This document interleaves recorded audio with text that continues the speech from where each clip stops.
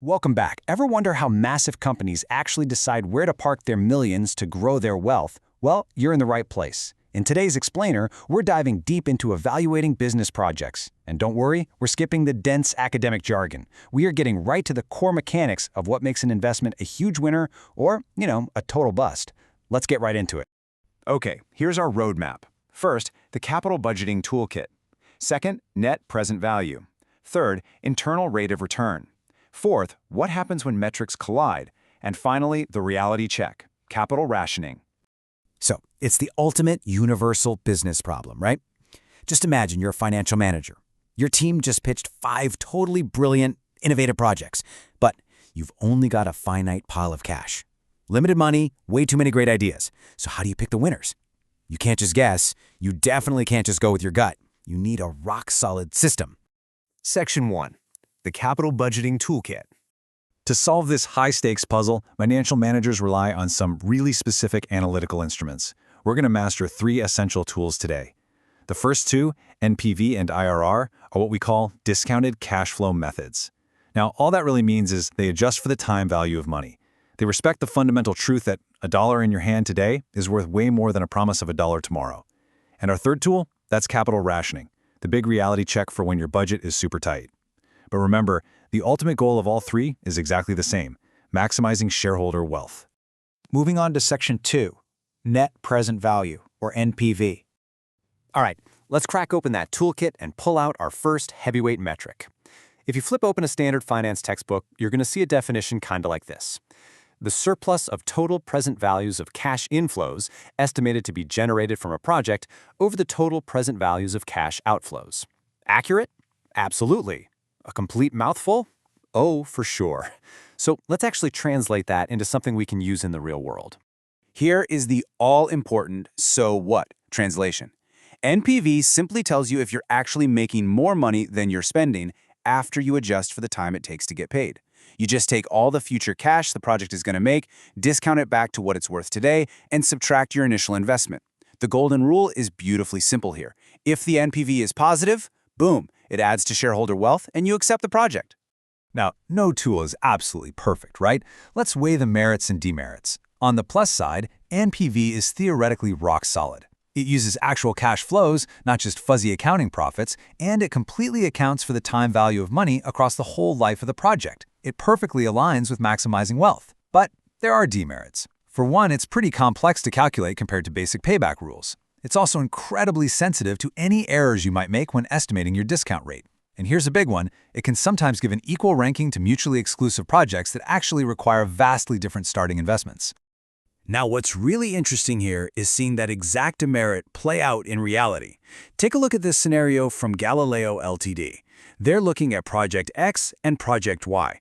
Both generate a truly fantastic net present value of 5 lakhs. So according to strict NPV rules, they are equally amazing. But hold on, look closer at those outflows. Project X only requires 25 lakhs to get started, while Project Y needs 30 lakhs. NPV ranks them exactly the same, totally ignoring the fact that Project X gets you the exact same absolute wealth, but for 5 lakhs less upfront. Which brings us to Section 3, Internal Rate of Return. That specific little blind spot in NPV leads us perfectly into our second heavyweight metric. Because, let's be real, NPV gives you a great absolute cash number, but what if your boss or your board just wants a really simple percentage return on their investment? Well, that is where IRR steps in.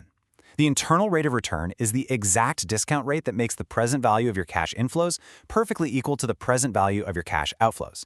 Basically, it's the exact interest rate where your net present value hits exactly 0. It's the absolute break-even point. If we put ourselves back in the shoes of the decision maker, the so what here is that IRR gives you the project's built-in percentage growth rate. And the rule for accepting a project is so incredibly intuitive. You accept it if the IRR is greater than your cost of capital. That's it. If it costs you 12% to borrow money and the project's IRR is 15%, well, you're clearing a 3% profit margin. You take the deal. Let's break down IRR's merits and demerits. Similar to NPV, its major merits include using all cash flows and factoring in the time value of money. Plus, everybody loves that it gives you a crystal clear percentage. But the demerits? They're pretty significant. For one, it can actually spit out multiple, conflicting percentages if a project has weird fluctuating cash flows. But the real fatal flaw is its reinvestment assumption. IRR mathematically assumes that all the cash generated during the project is instantly reinvested at that exact same, often very high IRR rate. And honestly, for most businesses, that is a completely unrealistic assumption. Section 4. When metrics collide. So here's the setup. We have two fantastic tools with two totally different approaches. What happens when they completely disagree? It's a classic cage match. Imagine you have two mutually exclusive projects, you can only pick one. IRR screams that project A is better because it has a higher percentage, but NPV insists project B is better because it generates more total cash. Well, our source material makes a definitive ruling on this tiebreaker. It says, in case of contradictory results, you must rely on NPV method. Why? Simply because NPV assumes cash is reinvested at your standard cost of capital, which is a much more grounded, realistic assumption than IRR's fantasy rate.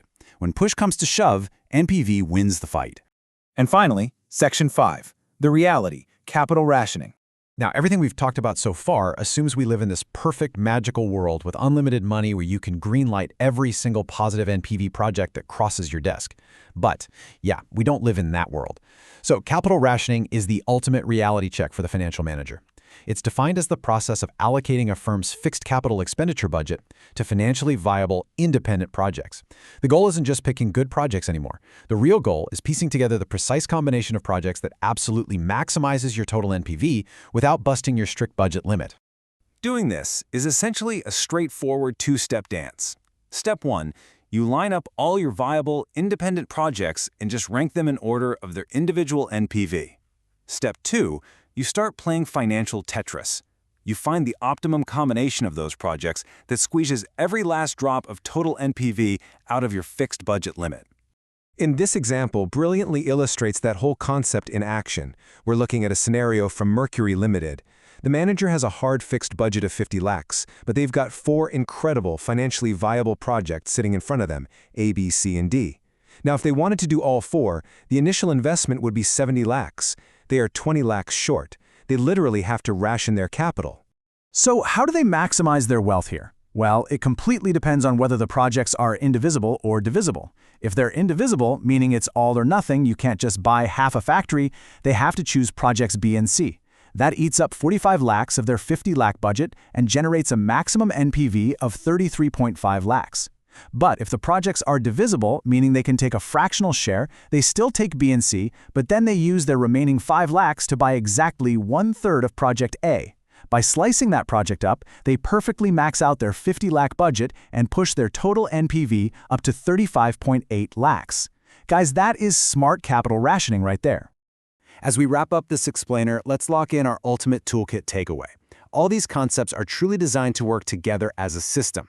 NPV gives you the raw, hard cash value of your decision. IRR gives you that flashy percentage return that the executives always love to see. And capital rationing, that's the sobering force that brings those theoretical metrics crashing back down to earth, forcing you to logically maximize your wealth within the strict boundaries of your actual bank account. Which leaves us with one final, absolutely crucial thought for you to carry into your own business endeavors. When you're inevitably faced with extremely limited resources and competing priorities, will your next major investment choice rely on a flashy percentage, or will you trust the hard, time-adjusted truth of maximized cash value? Keep those analytical tools sharp, and we'll see you in the next explainer.